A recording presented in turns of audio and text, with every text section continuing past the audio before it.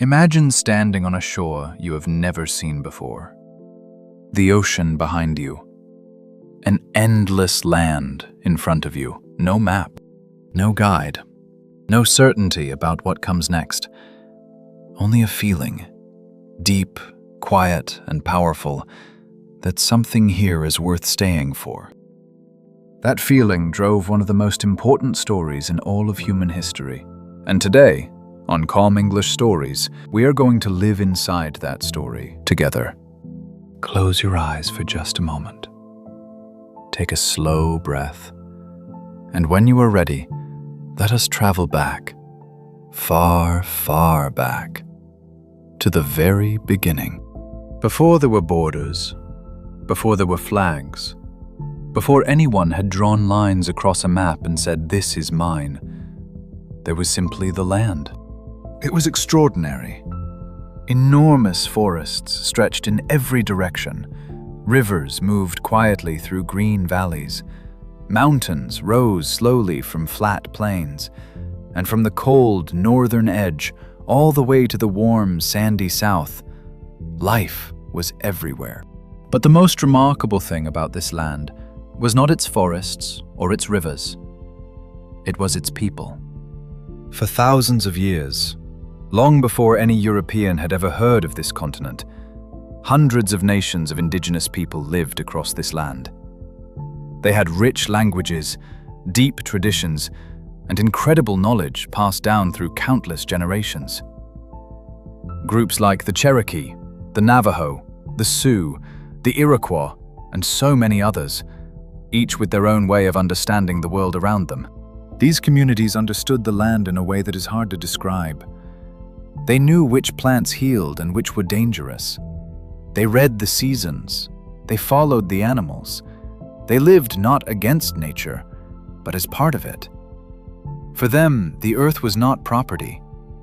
It was family. This is where our story begins. Not with ships crossing oceans. Not with kings making declarations. It begins with people who already called this land home, and had done so for longer than most civilizations have existed. Remember that as we continue. Because everything that follows must be understood with that truth at its foundation. On the other side of the world, in the countries of Europe, something was stirring. It was the late 1400s, and people were restless with curiosity. Sailors were testing newer, stronger ships. Merchants were searching for faster roads to distant markets, and rulers were hungry. Hungry for resources, for trade, for power, and for land. In 1492, a man named Christopher Columbus sailed west from Spain. He was looking for Asia. He did not find it. What he found instead was something that changed the course of human history. A vast continent that Europeans had never known existed. Columbus was followed by others. Explorers from Spain moved through the warm south. French expeditions pushed into the cold north. And slowly, word spread back across the ocean. There is a new world over there. A land of rivers and forests and riches. The door, once opened, could not be shut again.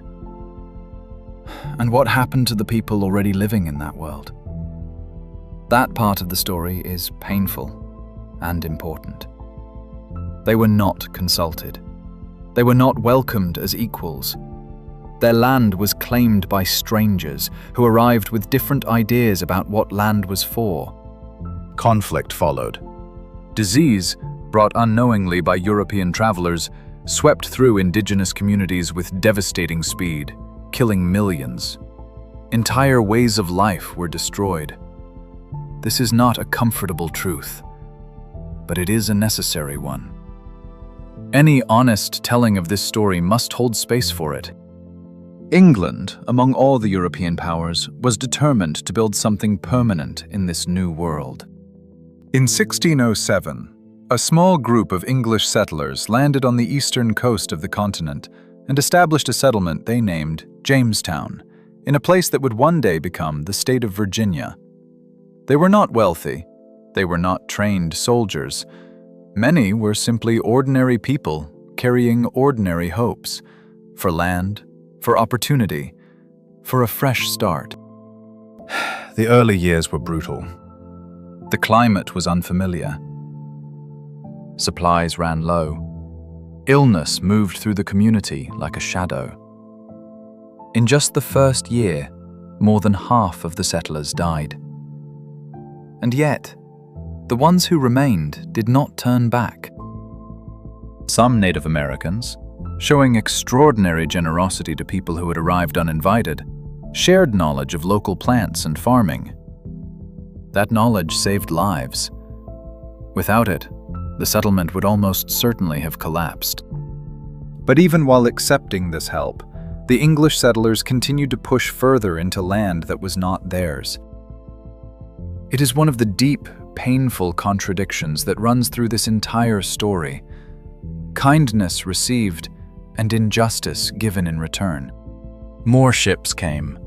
More settlers arrived. Small communities grew along the eastern coast of the continent. Something was taking root. Slowly, uncertainly, but undeniably. Over the following century, the English presence in America expanded into 13 separate colonies, each with its own character, but all under the rule of the English crown. People came for many reasons. Some wanted religious freedom, the right to practice their faith without fear. Some came seeking land and work, and some were brought against their will entirely. Enslaved Africans, torn from their families and their homes, forced to labor without pay, without rights, without dignity. Slavery is one of the gravest wounds in American history. It cannot be glossed over or minimized. The suffering it caused was enormous, and its effects echoed forward through centuries. It must be named clearly and remembered honestly. And yet, alongside that dark reality, something else was also happening among those who had chosen to be there. A new identity was slowly forming. People who had arrived calling themselves English began to think of themselves differently. They were American. This land was theirs now, not in the sense of ownership, but in the sense of belonging. Local governments formed. Town meetings were held. Ordinary people debated and voted on decisions that affected their communities. For its time, this was unusual. This was meaningful. And it planted a quiet but powerful idea in the minds of the colonists. The idea that people were capable of governing themselves. By the 1760s, the relationship between these American colonies and England had grown tense. England had spent heavily on wars across the world, some of which directly involved the American colonies. To recover those costs, the English government began taxing the colonists, on paper, on glass, and most famously, on tea. The colonists did not simply object to paying. They objected to being told to pay by a government that gave them no voice. There was no one in England's parliament who represented them, no one they had elected, no one who spoke on their behalf.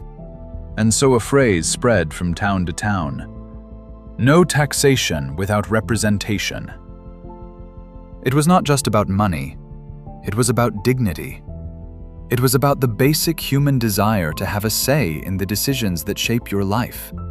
In 1773, a group of colonists in the city of Boston acted on their frustration in a dramatic way.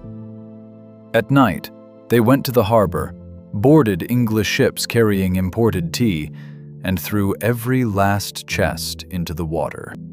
The event became known as the Boston Tea Party. It was loud, clear, and deliberately provocative.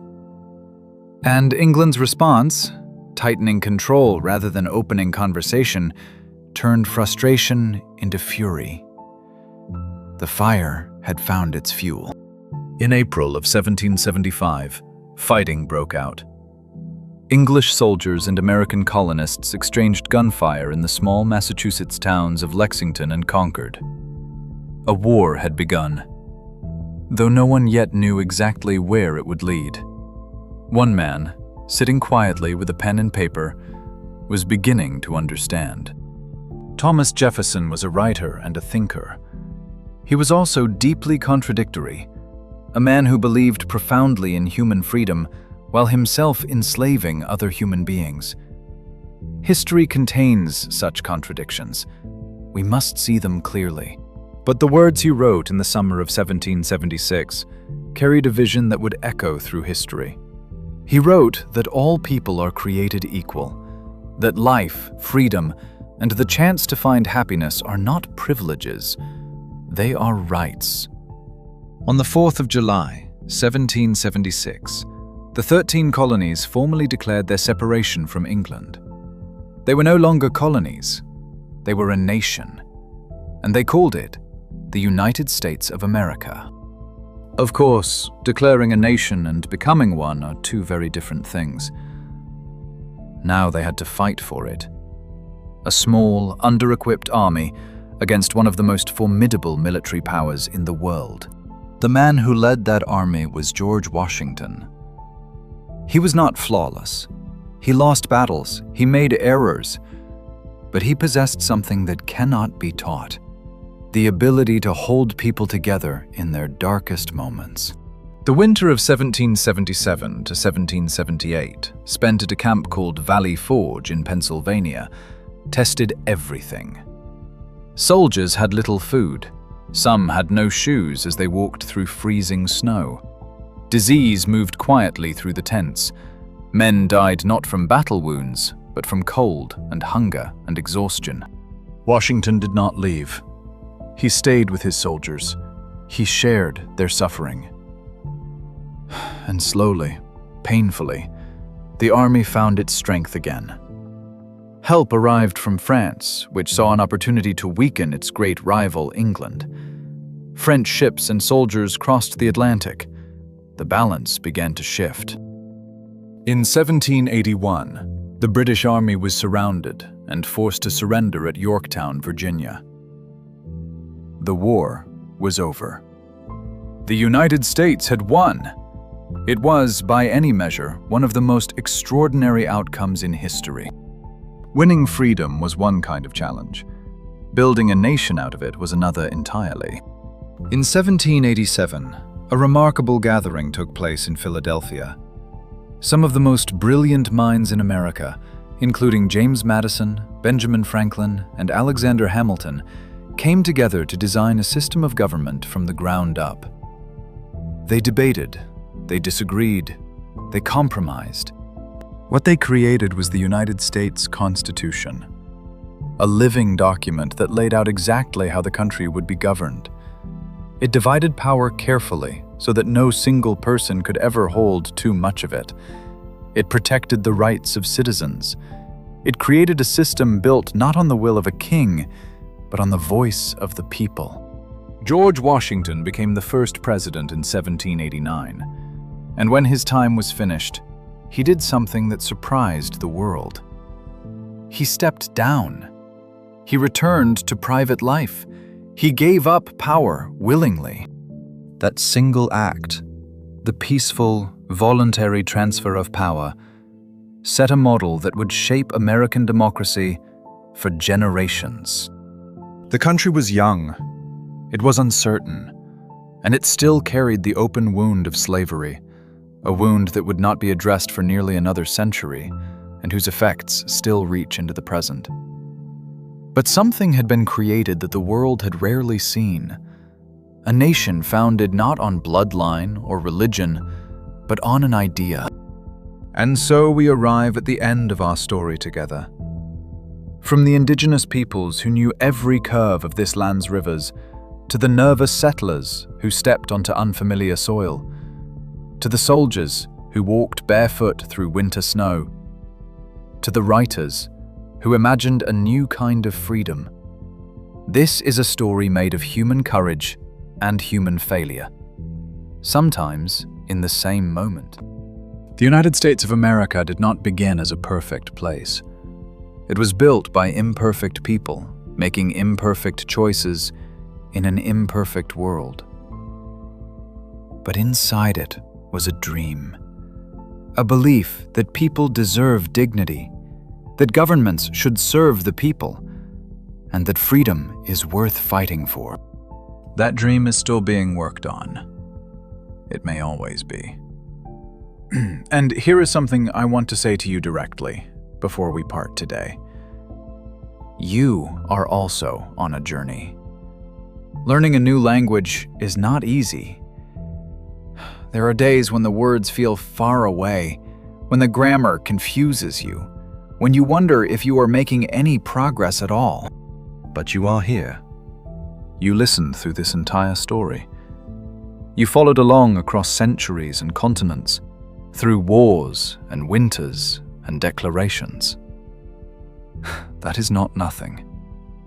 That is something real. Here at Calm English Stories, we believe that the best way to grow is slowly, gently, with stories worth listening to. And you are worth that. So come back when you are ready. Rest if you need to. And know that every time you press play, you are doing something brave. Until next time, keep breathing, keep listening, and keep going.